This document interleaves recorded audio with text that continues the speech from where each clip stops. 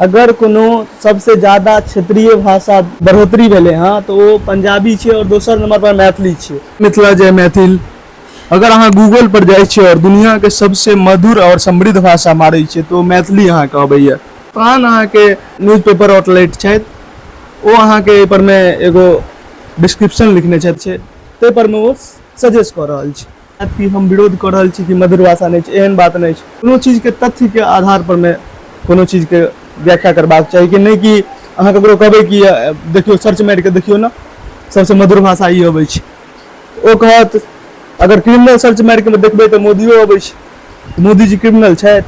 Google जे छै वो एल्गोरिदम पर चलै छै तो सर्च मारतै तो ई रिजल्ट एतै तो ओहि वो एगो तथ्य नहीं छै। तथ्य अहाँ के ई छै जे हम एखन बतायब मैथिली भाषा के बारे में। अहाँ सब जरूर पूरा वीडियो देखब और वीडियो में किछु बढ़िया लागत तो लाइक शेयर और कमेंट जरूर करब मिथिलांचल के बारे में। जय मिथिला जय मैथिली कमेंट जरूर करब। अहाँ के हम तथ्य बतबै छी। तो भारत के संविधान में संशोधन होइत रहे छै। मैथिली भाषा के जे छै आधिकारिक तौर विधान में 8वां अनुसूची में संशोधन कयल गेलै और ओहि में 4टा भाषा के शामिल कयल गेलै जाहिमे अहाँ के मैथिली छलै, बोडो छलै, संताली छलै और डोगरी छलै। ई सब के अहाँ के भाषा में शामिल कयल गेलै। एखन संविधान के 22टा भाषा छै जे संवैधानिक तौर पर आधिकारिक छै। तो मैथिली के जहन शामिल कयल गेल तो बहुत सारा जे छै लैंग्वेज और जे छलै से अहाँ के आवाज उठबऽ लगलै कि मैथिली के आधार पर में शामिल भेलै। पते या किछु दिन पहले बीपीएससी में हटा देने छै। तो अहाँ के सबसे पहले हम चर्चा करै छी कि मैथिली जे छै अपन अलग पहचान केना बना रहल है। बात करै छी किछु आदमी जे छै मैथिली के सेहो बिसरि रहल छथि, अपन परंपरा के बिसरि रहल छथि, जे कि बाहर में रहै छथि तऽ अपन कोनो मतलबे नहीं छनि। नहीं तो बहुत आदमी के सराहनीय बात इहो छै कि मैथिली के प्रचार प्रसार सेहो कऽ रहल छथि। सबसे शुरू में अहाँ के बात करै छी कि एगो रिपोर्ट के बारे में जे रिपोर्ट गृह मंत्री द्वारा स्वयं प्रस्तुत कयल गेलै और ई रिपोर्ट अहाँ के लैंग्वेज रिपोर्ट छलै, इंडियन लैंग्वेज रिपोर्ट। और एकरा बारे में हम चर्चा करै। अंतिम जे जनगणना कयल गेल छलै वो 2011 में कयल गेल छलै, अहूँ सबके पता है। जनगणना में इसकी जातीय जनगणना ने हर चीज के जनगणना, आय के जनगणना, हर चीज के जनगणना जे कयल गेल छलै इंडिया में कयल गेल छलै। एकर एगो रिपोर्ट बतबै छै 121टा लैंग्वेज छलै। 121टा लैंग्वेज के बीच में जे कि इंडिया के रीजनल लैंग्वेज में सेहो छलै, ऑफिशियल लैंग्वेज, हर लैंग्वेज के राखल गेल छलै। 121टा लैंग्वेज में जे छै सर्वप्रथम अगर रीजनल के बात करी 1971 से और 2011 तक पंजाबी के सबसे ज्यादा बढ़ोतरी भेलै हँ बजै। तकर बाद दोसर नंबर पर अगर आबै छै तो ओ छियै मैथिली। आब बुझियो मैथिली दोसर नंबर पर अबै छै सबसे ज्यादा बढ़ोतरी। 121.59% जे छै बढ़ोतरी भेलै हँ मैथिली बजै में, मतलब 100% से ज्यादा। मतलब जतेक बढ़ै छलै ततेक तऽ बढ़े रहल छै और अहाँ के बढ़ोतरी भेलै हँ। लेकिन जे छै नंबर्स में कनी कम लगैया, संख्या में अगर देखल जाए तो बहुत कम लगैया।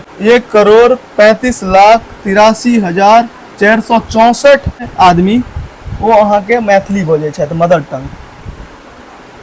और अगर देखल जाए हिंदी के मामला में तो हिंदी अहाँ के 52,47,47,193 लोग जे छै हिंदी बजै छथि। मतलब हिंदी मैथिलियो वाला बजै छथि, ओकर बावजूद अहाँ के मैथिली के एतेक ज्यादा प्रगति भेलै। एक दो वर्ष में अहाँ के मैथिली दोसर नंबर पर एलै सबसे ज्यादा विकासशील भाषा के तौर पर। तो ई अहाँ के देखबै छै एगो मैथिली के अलग परचम। ई भेल असली रिपोर्ट जे मैथिली एतेक बढ़ल हँ। कहलौं ने मैथिली किया छै अहाँ के सबसे मीठ भाषा, किया मधुर भाषा छै अहाँ के पता चले गेल। पंजाबी जे छै एगो स्टेटे छै तो वो पूरा सब पंजाबिये बजतै, लेकिन बिहार में से बात नहीं छै। भोजपुरी छै, मगही छै, बहुत ज्यादा लैंग्वेज छै। तई में मैथिली सबसे ज्यादा उभरि के एलै। अब कहबै अहाँ के निकालल गेलियै भोजपुरी किया नहीं छै, क्योंकि भोजपुरी अहाँ के देखल जाए ना तो सिर्फ बोली वाला भाषा छै। प्रयास केने छलै कि भोजपुरी ज्यादा क्षेत्र में बजल जाइ छै, यूपीओ में बजल जाइ छै और बिहारो में बजल जाइ छै। तो किया ना भोजपुरी के अहाँ के एगो संवैधानिक भाषा बना देल जाए। तो ओहि पर में जहन आवाज उठलै तो ओकर जवाब एलै कि ई कोनो ने लिखित भाषा छै ने व्याकरण एकर छै। तो एहि पर में किया, कियाकि देखियो मैथिली के अपन व्याकरण छै, अपन लिखित भाषा छै, अपन बोलचाल तो अलग छै, बोलचाल तो बोली मतलब एगो बना देल जाइ छै, तो सिर्फ बोली के आधार पर में अहाँ कोनो भाषा के आधिकारिक भाषा नहीं बन सकै छियै।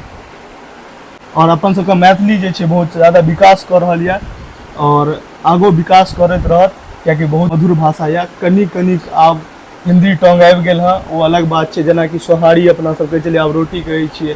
हर एक चीजे के नाम अपना सब बदलि देलियै लगभग।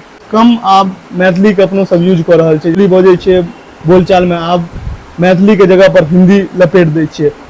तो ई चीज के कनी फेर से अपना सब अगर है तो संस्कृति के अपन बचायल जाए और ज़्यादा से ज़्यादा मैथिली के यूज कयल जाए।